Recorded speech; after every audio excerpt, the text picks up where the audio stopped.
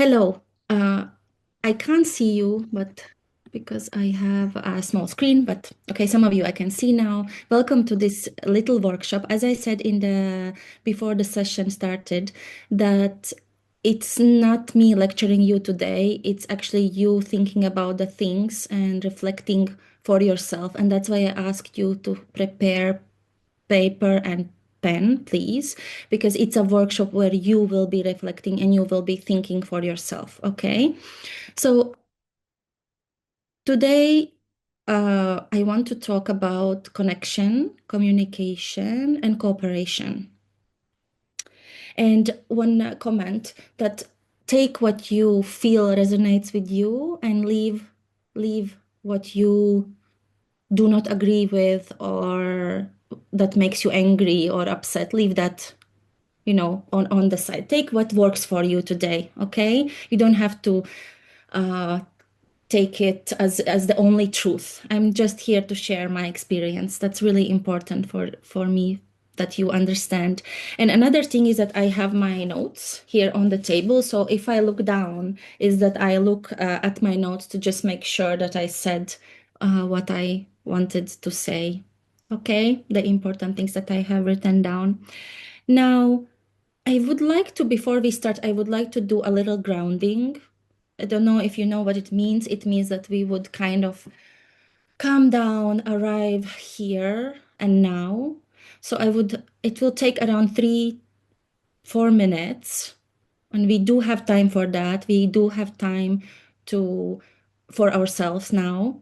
Okay, so what I would like you to do is, and I actually learned this grounding this week and it excited me a lot. So I want to share it with you whenever you need uh, whenever you have a tool to calm down in some stressful situations. Okay, so if you are sitting somewhere, I want you to feel, and you can close your eyes now if you want or not, it's up to you. I want you to feel the surface you are sitting on, that your bottom is on. And I want you to take your right hand and put it under your bottom, okay? In between, in between your bottom cheek and the surface you're sitting on. Can you do that, please? And please do that with your right hand, okay? And as your eyes are closed or open, or you can just lower your gaze or soften your gaze, feel this hand, how one side of it is touching your trousers, your skirt, your tights, or perhaps a blanket. And feel, is it warm? Is it soft? Or is it rough? Or maybe it's unpleasant, or maybe it's very pleasant. And then feel the top of your hand that is touching the chair or the blanket or the pillow. How does that feel?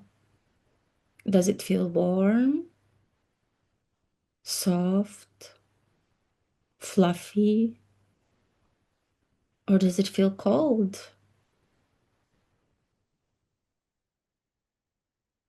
And just feel your hand. Maybe it starts tingling because there's pressure on it.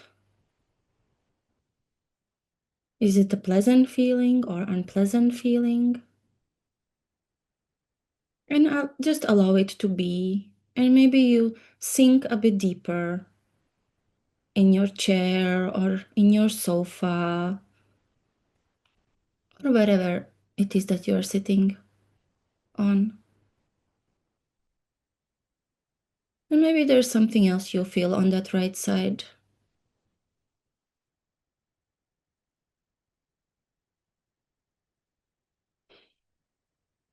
And now remove your hand from the bottom and just feel, how does your right side feels of the body and how does your left side of the body feels.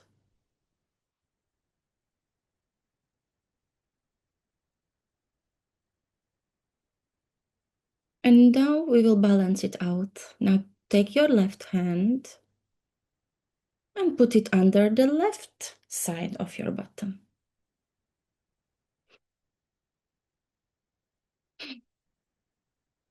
And again, just notice how has your palm feels touching your skirt or your trousers or maybe your naked skin. Maybe it's super hot where you are at the moment.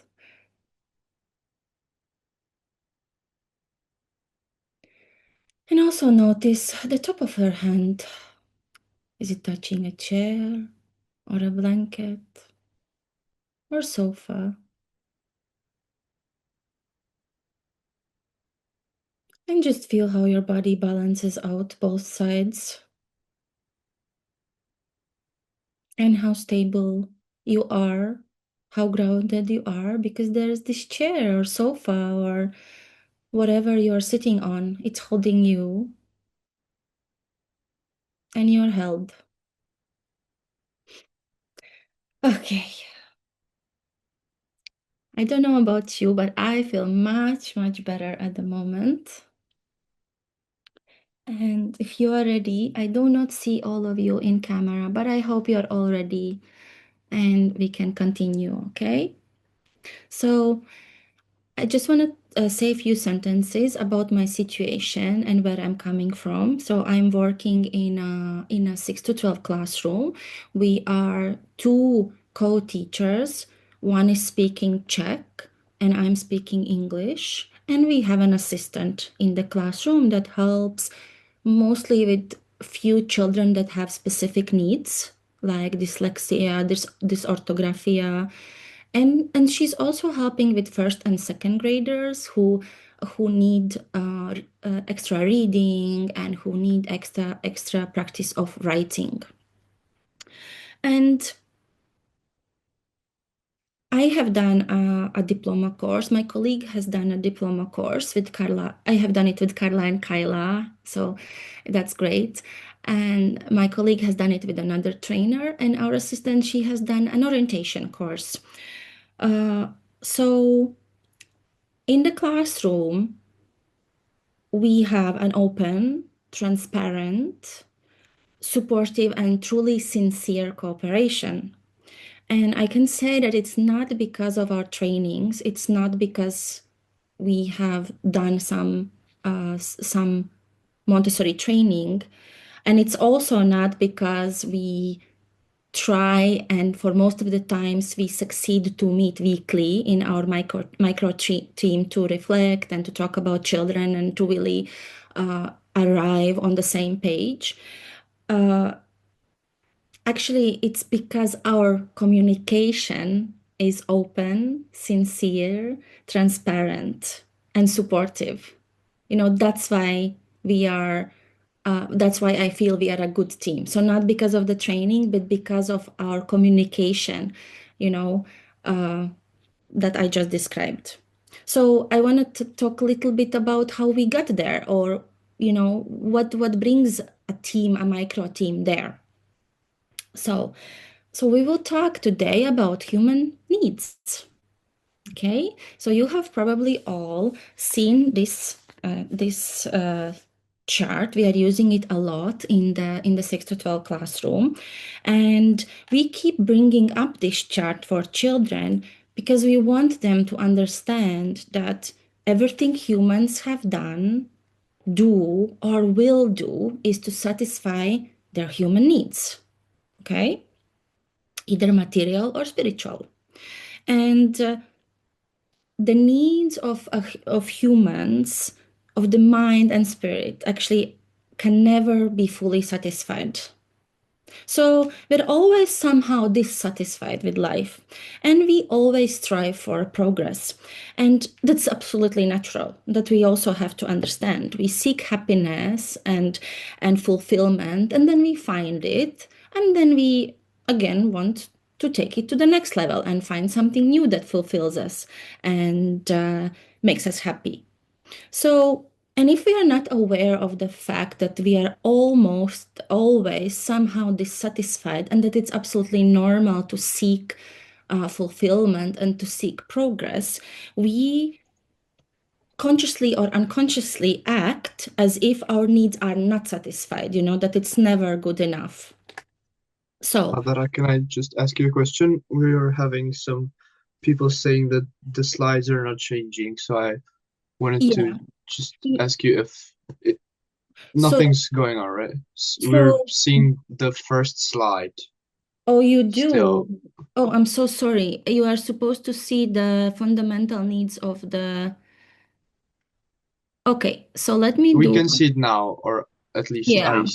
I don't know about others, but I see it now, but before it wasn't moving, so maybe. Hmm.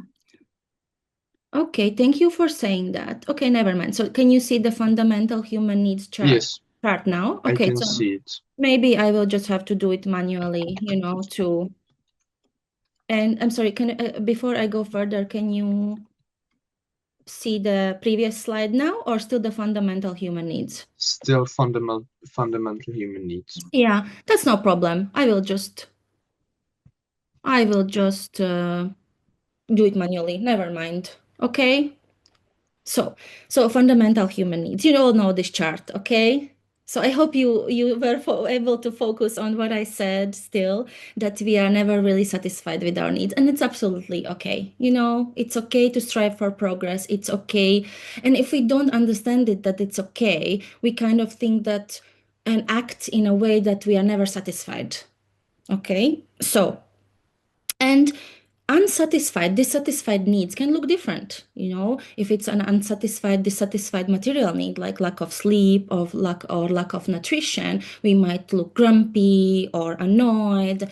But those are needs that we can easily vocalize. We can say to our colleagues, yeah, I didn't sleep well. Oh, the lunch break is too short at this school, and we share that. But dissatisfied needs can also look like indecisiveness, for example, because of the lack of agency. Agency means that you have ability to make decisions and act independently. And that's a need to feel agency. And if it's not satisfied, then if we do not feel agency, either we know about it or not, we might be passive aggressive, you know, or it might manifest in different ways for each person. So so this awareness on communication of our material and spiritual needs, and especially our spiritual needs in our micro team, is really the key, to a good communication and cooperation. So, for example, one of my colleagues keep telling me, "Oh, Madara, I'm so glad that we are on one team because I do not feel competition with you guys." uh, because she said that in all of our in all most of her previous teams, because she's very capable, and she's very experienced, and she said she always felt as if there's competition. So who will be better? Who will be the lead? Who does the things better? And she said, when I am with you guys, I don't feel that, so I can be myself. It's okay, it's okay for me to be who I am. And another colleague of mine, because we are three, I told you already, she says, "Oh, almost every day, we tell each other, I'm so grateful that we are together in the classroom because we are supported and we can cooperate. I feel that I'm supported to speak up, I'm supported to express myself, and I'm supported to have these needs that I have." Okay, so now I have to do it manually. That's okay. That's no problem. Let me share the next slide. And now you can see, you should be seeing the quote. Do you see the quote now?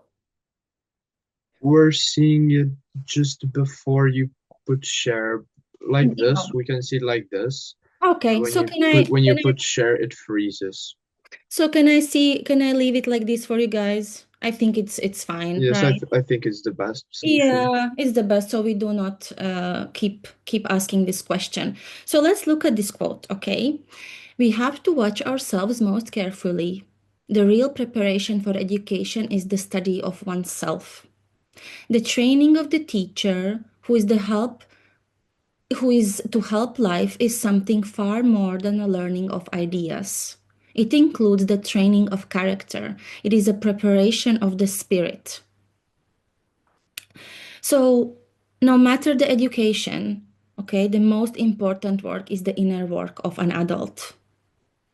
And so, the name of this presentation, Connect, Communicate, and Cooperate, in order to reach that cooperation between the adults that I mentioned, how it is and how it feels in our micro team, there needs to be connection and communication. And this connection, yes, connection to other people, but firstly, connection to yourself, to ourselves. Because we really cannot connect and communicate with others nor cooperate if we are not connected with ourselves and we don't know where exactly we are at the moment, in our work in the classroom or even in life. So, for example, I want to share you a story from my life, which is very relative still, and it's an ongoing topic in the classroom that I am struggling with innerly. So there's one very strong program that I grew up with, uh, in my society, that you have to be a good girl, you have to be a good person, you have to be comfortable to others, you have to be nice to others, and you shouldn't be confronting others. Okay, because if you confront others, if you are not nice, if you are not good, then you are not likable. But you do need to be likable to others. And it really runs deep into me. And how it plays out in the classroom. Uh, there was a situation. So I am very open and transparent with children and very sweet, with them. And we hug each other. And there was a girl who fifth grader who used to hug me every morning when she came and used to hug me every afternoon when she left the classroom. And then one day I'm giving a presentation and my co-teacher is not in the classroom, and I see with the side of my eye, okay, that the fifth grader girls are messing around in the classroom. And what happens is she takes a mallet, and mallet is that stick that you play on tone bars. So we have tone bars in the classroom, and mallet is that little stick that you play on the tone bars. And what she does, it was not purposefully, but it so happened that she broke that mallet on half. And I see it. Okay, I see it as I give presentation. And so, what would you do in that situation? You would probably stand up, you would pause the presentation, you would probably stand up and approach that girl and say, what's going on here and what just happened, right? I mean, now when I look back at the situation, that's what I should have done. Instead, I can't. I don't. I am frozen. I keep sitting at the table. I keep observing the situation with one corner of my eye, but I'm not capable of standing up and going and confronting her. So how so all this, it was actually like a whole crime scene because I saw with the corner of my eye that she hid this mallet in the geometry shelf somewhere, and then in between the end of the day and that event, a group of fifth grader girls, they actually left the classroom to go to the toilet. Four of them, which is not normal. Usually, children are supposed to take like a necklace. There is one necklace for girls and one necklace for boys, and they would take it, and that would, that they're going to the toilet. So they would always go one by one. And now four girls are missing from the classroom. So basically, what we think, they helped each other to cover up this crime. And still, I couldn't say anything, and I couldn't find any evidence, in the geometry shelf. And then, okay, so after that day, I meet with my colleagues and I tell them, I tell them what happened, and I tell them I have made a big mess because I did not stand up. I was not able to stand up and confront her. And what now? I will go to her tomorrow and say, "Hey, I saw you yesterday, and what did you do? And why did you do that?" That feels like kind of childish. Like I should have been an adult and approach her then. Anyway, all this is coming from this program. You shouldn't be confronting others. You should be a good person, because I knew that if I would confront this girl, I would not get my morning hugs, and I would not get my goodbye afternoon hugs, because she would now see me, as an adult, as someone who confronted her. And actually, that's exactly what happened. I had to, with the help of colleagues, I admitted what happened, what I feel I have done, that I should have confronted her, and I couldn't because I was absolutely frozen in that moment.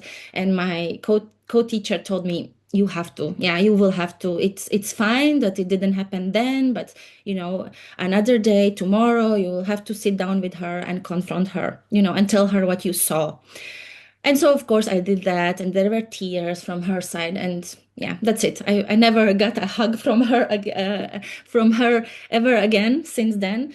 But I just want to illustrate to you, how this inner work, or not working innerly on yourself, what it results to in the classroom. And this is an example with the child, because I don't really have an example with the adult somehow, because with the adults we are very open and very transparent and very okay to admit our mistakes, but somehow with children I was not able to do that, and I'm still working on this as I speak to you. So yeah. So, and that leads me to the next slide. And before I go to the point, to the workshop part of this presentation, I want to say that none of what I'm saying today excludes, the importance of Montessori courses, the scientific preparation of the adult. Okay, so still I'm talking about the spiritual part, about the spiritual needs of the teacher, and we will be talking about it as I continue. But of course, the scientific preparation of the adult is as important. So I did a course at Montessori National Center of Montessori in the public sector in America. And Albert, maybe you can put that document in the chat now, because this slide. Yes, very well. Thank you. This slide is in PDF, and Albert will put it for you in the chat, so you don't have to worry about it. You will have it. And this is a list that NAMTA, the organization on that course, gave us, and they came up with fundamental needs of a Montessori teacher, spiritual needs. Okay, they came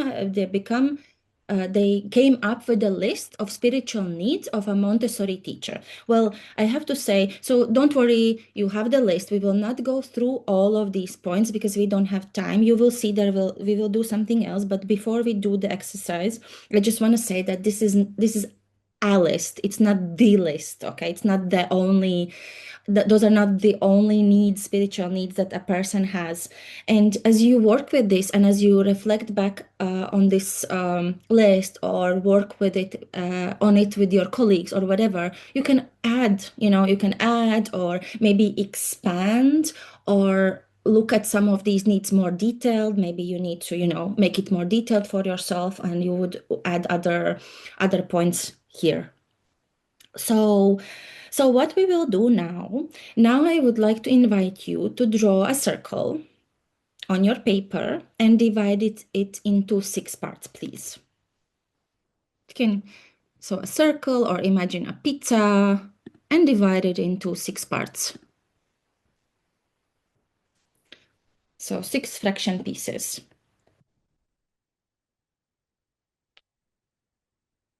So I will show you a need. So we will look at 6 needs in total. The exercise is as follows. You will have 1 need per fraction piece, per piece of pizza, and we will go one by one.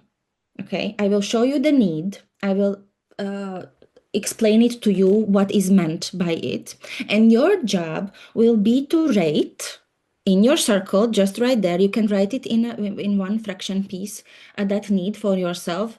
And then you will rate this need. Do I feel that this need is satisfied? Is this need satisfied?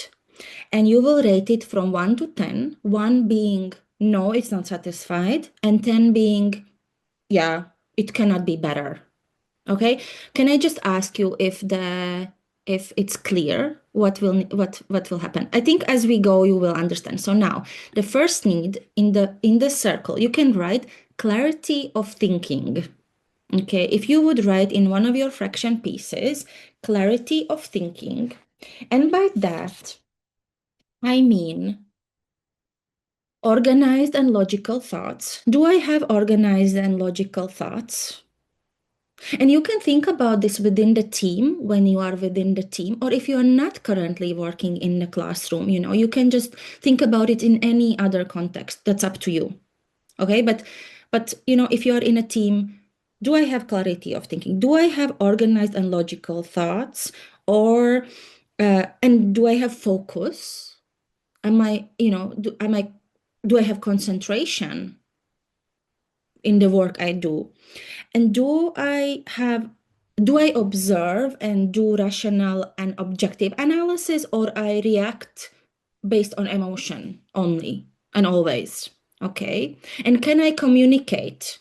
Can I communicate my thoughts, my clear, organized thoughts and observations and analysis that I have done with my colleagues?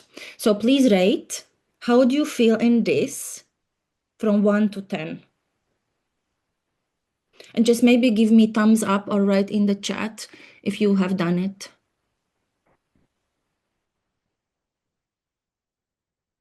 Mhm. Okay, just a few more seconds. One being no, it's not satisfied and don't feel like that. And 10 being, yeah, I have no problem in this at all.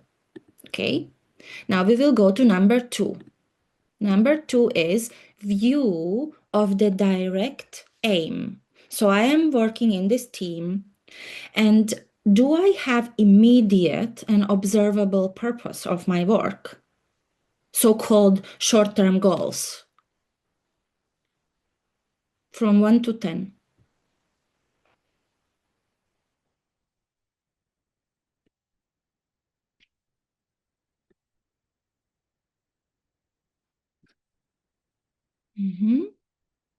Okay, let's go to the next one. Number 3, energy to keep working toward the goal. And this can be a bigger goal or a smaller goal, or the short-term goal. My body. Do I rest? Do I nutrition myself? Do I hydrate myself? And also there is this aspect of energy. Do I have this energy of why? Do I know my why? Why am I doing this work? Because that also gives people energy. And sometimes you see people that need to sleep 3 hours, a day, because they know their why, they know why they're doing the work they're doing, and they have energy. Do I have energy to keep working toward the goal? One, rate it please, one from 1 to 10.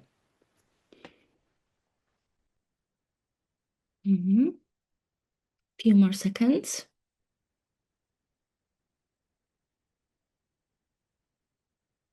Okay, let's go to number 4.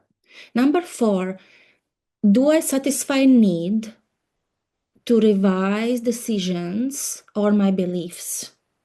Do I take time to reflect, pause and reflect? Do I seek new information that would challenge the existing one? Okay. Or maybe I believe in something so much and I'm having troubles with other colleagues, but I don't take time to read something about it or understand them better, or maybe understand their perspective on this and why are we having this argument. Do I take opportunity to revise my decisions and my beliefs?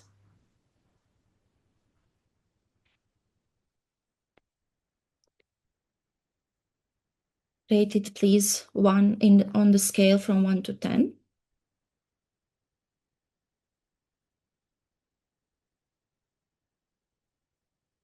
Mm-hmm.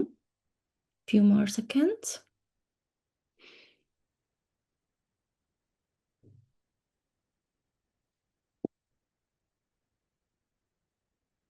Mm-hmm. Let's go to number 5. So, am I willing to use my voice to speak? To speak up, and with the trust that I will be heard. And this means that willing means actually, am I ready? Am I eager? Am I prepared, to speak? Or contrary, am I thinking, oh, there's no point of saying anything anyway? I will not be heard, nothing will change. What's the point of sharing anyway? Because there is a need for all of us to speak up, to share our voice, to share our thoughts and our experiences and our opinions. So do I do it from on a scale from 1 to 10? Okay, a few more seconds. And let's go to the final one, number 6. Upbeat. That means to be cheerful and optimistic. Am I cheerful? Am I optimistic in my work and in my team? Or am I down and, sad and dissatisfied? Please rate. How satisfied is your need for cheerfulness and optimism in where you are currently, in your team or in your life, depending on what you're focusing on.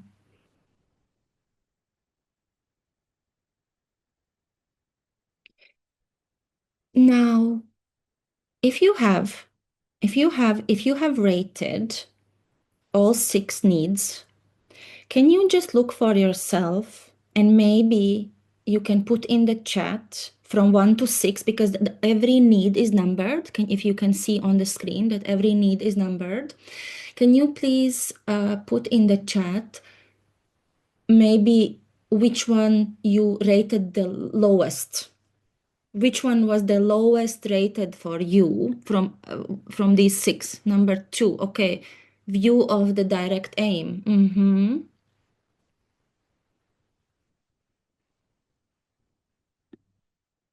Number 1, clarity of thinking. 5, voice. Voice. Voice.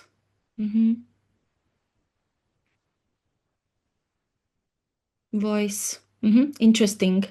Number 4, opportunity to revise. Voice again. Energy. That's very interesting that many of you rated the lowest the willingness to speak up, because this quote, it's interesting because it's very interesting because this quote that I shared with you from Maria Montessori, this one, where she says that the most important preparation for education is the study of oneself, is that this quote is taken from The Absorbent Mind, from a chapter where Maria Montessori speaks about the language and communication. She speaks about it from the point of view under 6 years old, and how then if you do not get these opportunities or experiences to speak up, if you are silenced, how it reflects later in life. So that's very interesting. So go to this chapter actually, guys, and read. It's very interesting. I see number 5. Yeah. Let me go back to the circle. Yeah, voice, still voice keeps coming up. And Laura, you said number 7. You have your own, yeah, you came up. That's okay. That's the thing. We only took 6 needs as on today, but you can reflect actually on all the needs on that list, and really see, because maybe some other needs out of that long list you have even lower ratings, so, but we are just doing this exercise for you to understand how you can uh, reflect. So, okay. So now what we will do. Okay, that was a typo. Never mind. That's okay. So now with what we will do. Now it comes to shared wisdom. Okay, now you need to come to the chat, please. And let's go. We do have time left, and we will start um, from the first one, clarity of thinking, because someone had a clarity of thinking rated as the lowest one here in our group.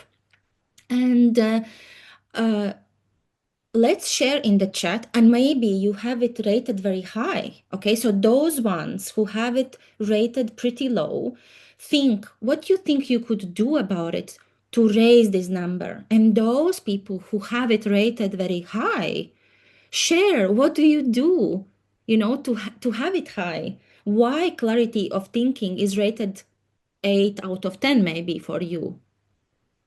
Okay, so you can also speak up. You can, if you want, you can unmute, and share it orally, or let's share in the chat, okay, for everybody to see. Is there anybody who would like to speak up, maybe who has it rated very high? You are all welcome to speak up, and we actually encourage it because, only silence, we can speak as well. And I think it's nicer for everybody because, Mhm. others can hear it as well and really think about it. Yeah. Yeah, so if there are any volunteers that want to say it out loud, it would be lovely.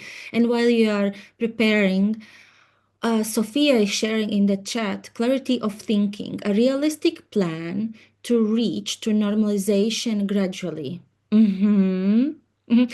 And normalization, if we can just clarify this term normalization, what we mean by it in Montessori is that the child follows their natural development. Okay, and somebody, when we were in the main room, in the panel discussion, they were talking about this, that, for example, children with specific needs, they will still get there, at some point. It's just that maybe they need another way. So, a realistic plan to reach to normalization gradually. And Sophia, maybe you were thinking about it in terms of the adult, of a normalized adult. You mean reaching normalization of yourself, or you were talking about children? I was talking about children. Oh, you're talking about children. Okay, so I understood it correctly. Yeah, so you have a plan, and then you can clearly, you have a clearer thinking because you have a plan. And allowing for time to do its work and believe in the journey. Thank you, Sophia. Vanina, would you like to share Uh, what you... yeah, I was thinking that because you said on number one that you have to have this focused and organized thoughts and concentration in your work. I was thinking that when I don't have organized thoughts, I'm always wondering what others are doing and what they're doing it like this, rather than focusing on my work. And so if I don't have a task to focus on, I'm always focusing on other people's task and tend intentionally to judge why they're doing these things the way they're doing them.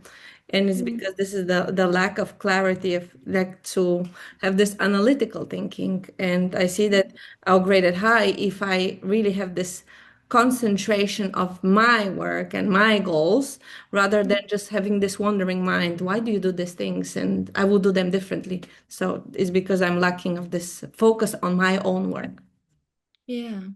And I guess this, what you just said and what Sophia says, it links actually to the number three, to the need number three for a goal, right? Those two are very much connected, actually. Dorothea, please share. I also thought about this aspect of responding instead of reacting. Mhm. And I experienced this in a difficulty to when do I switch from, okay, now I feel something, I need some time. Mhm. I go out of the situation or I try to find out how I can take care of myself. Mhm. But it is also sometimes in a way connected to a state of freeze. This is for me so difficult to make it or to see the difference. When am I still in this self-regulating, okay, I need my time, I'm okay. Or I'm already in, oh, this is too much. I freeze and I'm just like escaping. And I think that is a challenge I see here for myself, to not react, but also not yeah, not freeze in this way of no, I try to respond, not to react. But at the end, I'm doing nothing. When you talked about the story, and I was like, yeah, I experienced this also in little situations, and yeah, I don't know if anyone would like to share something about that. Dorothea, if I may, just to comment on what you just said, that I think that the biggest and hardest step is this awareness. The moment you are aware of these situations, or you can already see, oh, there are two sides of how I act in different situations, you have done the biggest step. And it might take other, I don't know, 2 years or something to actually be able to change something about it, but you are aware. And every single time you can try a little bit more to choose differently, It doesn't work. Okay, I will try to choose differently next time. Okay, it didn't work today either. I'll try tomorrow, and one day it will work. So just this awareness, because if you don't see it, you can't change anything. So yeah, thank you guys so much for this. Let's go to the next one. Okay, let's go to energy to keep working toward the goal. What do you do to have, and remember that the energy is not only rest and health and hydration, and food, but it's also why, because knowing your why gives you energy to keep going. So maybe someone would like to share some good tips, how to to keep this need satisfied.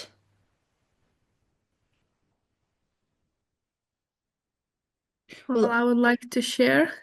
Yes, For please. me, I think when it comes to big goals, it's necessary to make small steps and celebrate small victories. And same with the children. Even, for example, we have a child that joined our classroom recently. She's almost 6, and she's past her sensitive period when it comes to reading.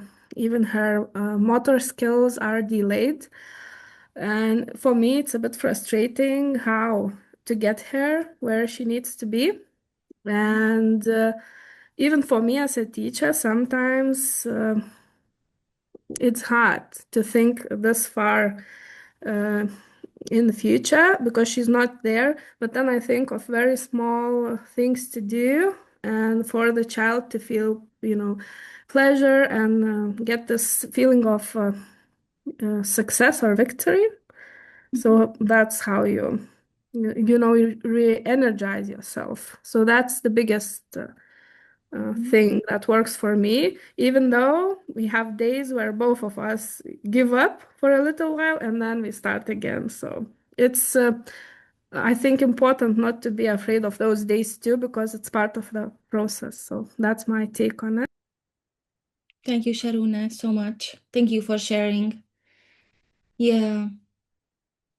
I had for some time I had a wallpaper on my screen on my phone, and it was like a photo where you had two types of stairs. One stairs where the steps were very high, very big steps, and there was a person standing, and then the other stairs were with the normal steps, that you can actually walk. So this metaphor for dividing, if you have a big goal, you divide it into smaller, actually reachable goals, something that you can do even now and satisfy, and that it's what Sharuna said, that you get this immediate satisfaction. Oh, okay, I can actually do something about it. Because if you think about this whole big goal, I think it's overwhelming. It's too overwhelming to focus on the big goal. And anybody else would like to share something in terms of number 2, view of the direct aim? Oh, sorry, guys. When we started number 2, I said I gave you the wrong description. I said about the body and why. I'm so sorry about that. We are talking about the short-term goals. I'm sorry. So Karina is saying, yeah, there are days when energy is high and other days when you don't reach your goals. Self-compassion, right? Self-compassion. I don't think there's anybody on this earth that can keep going every single day, 365, days a year. I don't think it's possible. Really, we have to remember this. That I think what Vanina said, that when she doesn't have this clarity of thinking, she starts looking around and seeing, oh, probably this person is there and that person did that, and this team is working and our team is not working, and then you get overwhelmed. But it's not how it looks like. Everybody struggles and everybody has good days and bad days. Now, if we go to number 3, and now is about the energy and about your why. Sorry. So now is about the how can you satisfy your need for energy to keep working and toward the goal that we just discussed, that you need those short-term goals. But how do you keep the energy levels up? What do you do, guys, for this? Do more of what you love. I found that it's really interesting, this balance in my pie, that on number 2 I have really low grade, and on number 3 is the highest grade. It's like, how is possible? Now I have this question, maybe you can answer it to me. How is possible to keep your energy towards your goal always high, to have energy, but to lose the grip of this short-term goals? It's like, I don't know who said that it's really overwhelming thinking of the big goal and not having this ability to divide it into a small goals. So but I have the energy. So what's this? So perhaps some of us need to reflect more on energy and journal about it and focus on that. And you would need to focus on that view of the direct aim.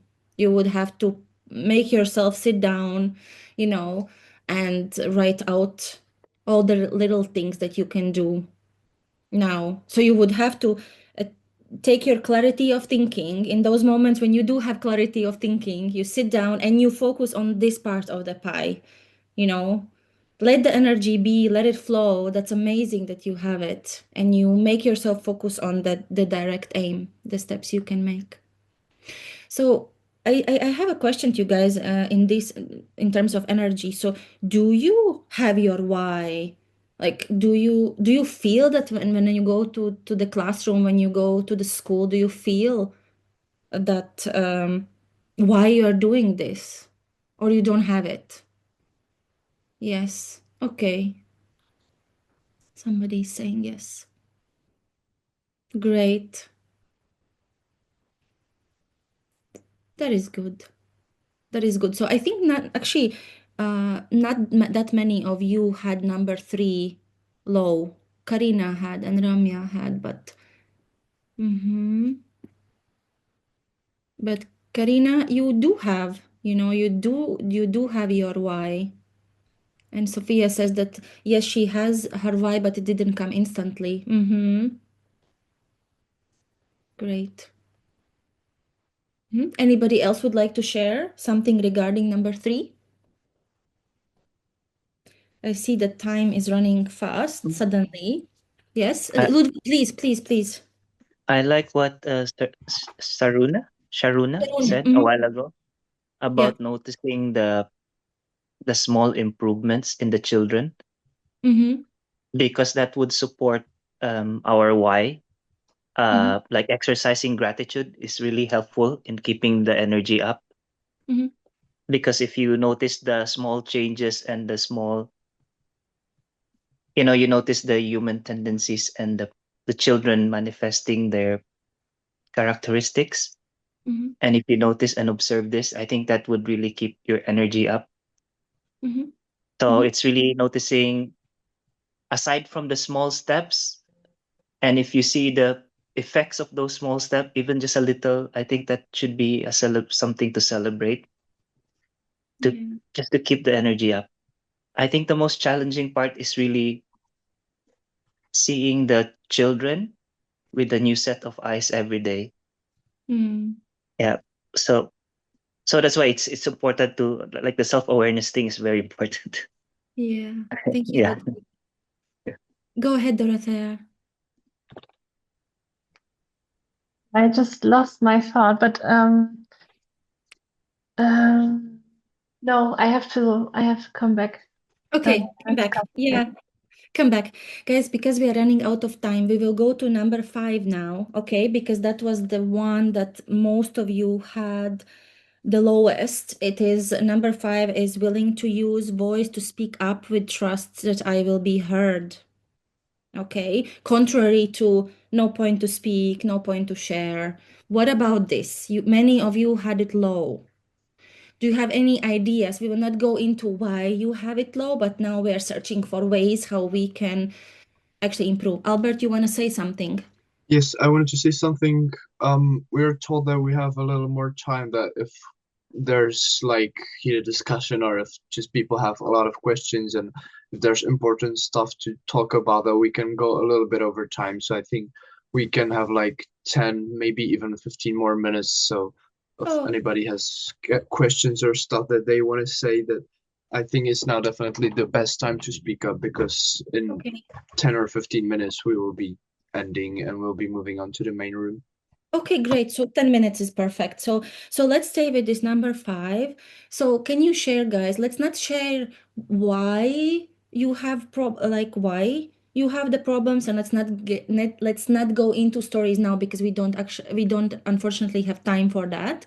But what are the ways you think that could help you to be ready, eager, prepared, to speak up, to share, to communicate? Or maybe somebody has it highly rated and you can share what you do for that. I think that 1 and 5 are really connected. If you What have are clarity of thinking, then you will be willing to speak up because you will feel that you're prepared. Mm-hmm. Mm-hmm. Okay. Thank you, Vanina. Or I think um, there should be the anticipation of possible feelings, like before speaking up, you can ask yourself, like, what are the possible feelings that I may encounter that would be preventing me from speaking up.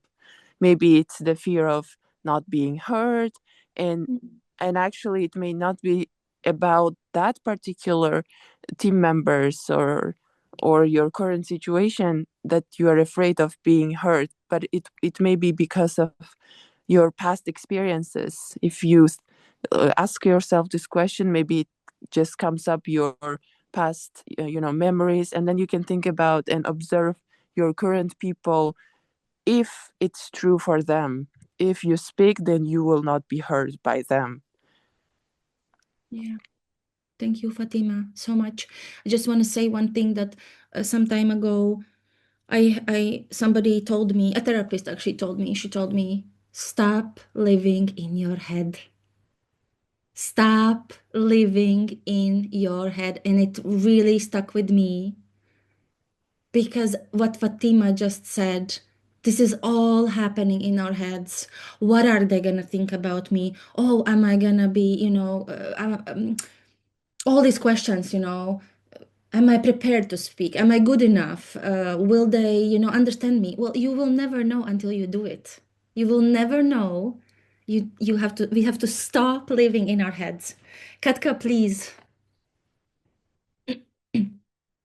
I wanted to share a thought because this is also connected to the ability to communicate with the other adults, to have a common language that we can use. Because what I experienced is that if not all the people speak the same language, it gets really difficult to be heard because the other person does not understand you. And what helped a little was to go to written communication, to write things down and to send messages, like written messages, because then you can use a translator to translate them, or send the message translated, and this improved things a little. Thank you, Kat. I think this is very relevant these days, right? Especially when many of the schools have multilingual environments. If it's what you meant by that, you meant really like that people speak really different languages, like, yeah? Yes, Yeah. yes, like English and a different language, for example. Yeah, exactly. Thank you, Katka, so much. Sharuna, go ahead. Okay, so when it comes to speaking your mind, I think it's important to talk about yourself and your feelings rather than making assumptions. For example, if you get a comment that made you feel uncomfortable, you can approach that situation even if you do speak up and just try to, contradict that person or tell them, oh, you must think I'm stupid if you said this and that. But you should always state what you make of that situation. Just share, oh, this made me feel this and that. And usually that really helps. And then that person, if you don't come to the person in this fight mode, who is right and who is wrong, they are usually more open to what you have to say, to your feelings, and they are more open to sharing what they feel. And this is the situation where you actually get some, benefit from speaking up rather than making the situation worse, getting into this fight mode or things like that. So just try to speak your mind without trying to tell what others are thinking of you, or you know what I mean. Yeah, thank you, Hopefully you Sharuna. could Yeah. get my point. Yeah. Mhm. Yeah, thank you so much. This is what my co-worker encourages always when we meet with children and when we do have to confront children. She always says, first step, you share what you observed. What you observe from your side, not you did this or you did that or you didn't do this or that. Okay, I saw this and it felt to me like that. Yeah. Thank you, Sharuna. I also Dorota. wanted to make Yes. this remark and link this to observation, where you have to be very objective. Don't make any assumptions. For example, if you see someone smiling, you just say, oh, this person is smiling. You don't say she or he's happy, because sometimes we smile when we are very uncomfortable and, like a coping mechanism. So yeah, I really like your point. Thank you. Yeah, and it's a very good example, right? When a person smiles, we immediately think maybe they're happy, but maybe they're not. Yeah. Dorothea, go ahead.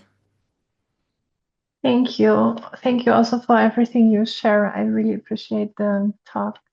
And I found my thought back, and it's actually connected because I think it's also part of trauma, what we are talking about. And we are so used to cross our own borders, and that is sometimes so normal for us that we doesn't really recognize that we are doing it. And sometimes we also don't recognize when others are doing it.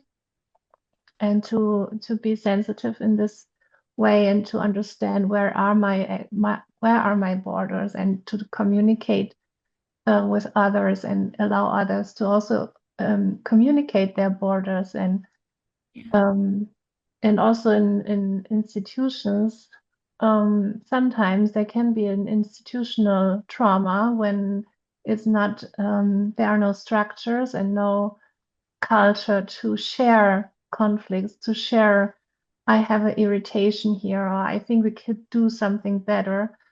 And yeah, I think it's really goes back to this, can I really see and feel that we are all here for the same goal, and we are not working against each other, even if we have different meanings or different understandings or different backgrounds, and to come really together, not taking things personal, but see what we can do together for the common great goal. Thank you, Dorothea. Albert, 2 minutes. Can I have 2 minutes? Yes, I only wanted to say that maybe like one or two more people and then we have to Yeah. go.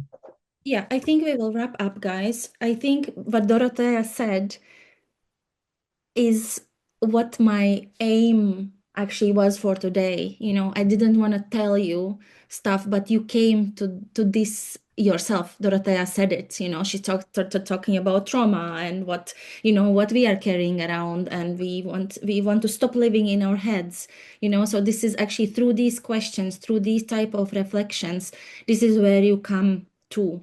Nobody can teach you that. Nobody can tell you, okay, you should do it this way or that way. You are the ones who can come to this yourself. And I just want to go back quickly to what I said, that it's for us, it's very easy to say, okay, I'm hungry, or I'm mad. I'm angry at you because I am angry at this school or at the team because I didn't have my lunch break today, okay? But it's very hard for us to go deeper. And those spiritual needs, that's the base actually, how we are, either we know it or don't know it, you know, that drives our behavior. Not that much that hungriness or lack of sleep. That's too, but it's very visible and obvious. But that's what drives us. There's a baby here. Hello, little baby who once wanted to say something. I muted you. Sorry, Ramaya. So just to wrap up, okay, last thing. So connect, communicate, and cooperate. So now, because Dorothea had a question in the beginning, she said, "Okay, I'm joining a new team in a few weeks. Okay, what should I do?" So basically, what you can do, you can look into yourself. And maybe you will be alone at first, you know, this aware and seeing stuff. But as you dare and as you start living in the moment, but not in your head, you will see how people around you change too, you know, and they start, because they are just probably waiting for someone like you to go in the environment and start speaking up about these things, start sharing, start being more transparent, more open, and more sincere, you know. And one more thing, that when we think about ourselves, we think, oh, maybe that the fact that I can't speak up is my flaw, it's something negative, I am bad. But actually, that's where our power lies.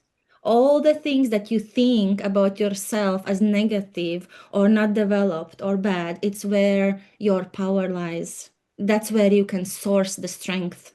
So be brave to go into that, okay? So connect to yourself, and automatically you will see how you connect with your colleagues, and that will lead to communication and cooperation.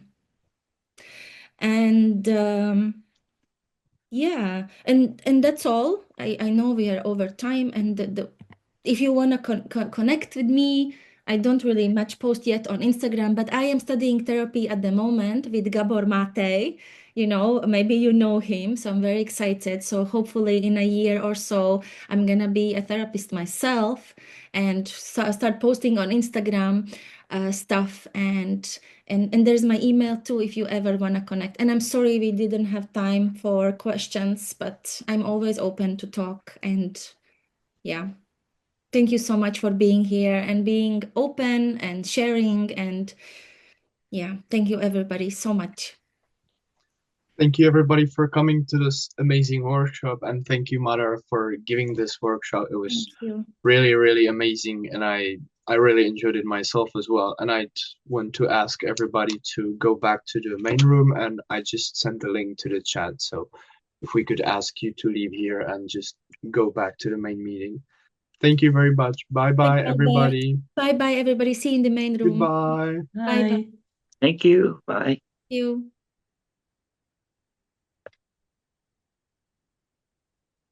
Goodbye, everybody. Bye, Albert. Goodbye, Madara.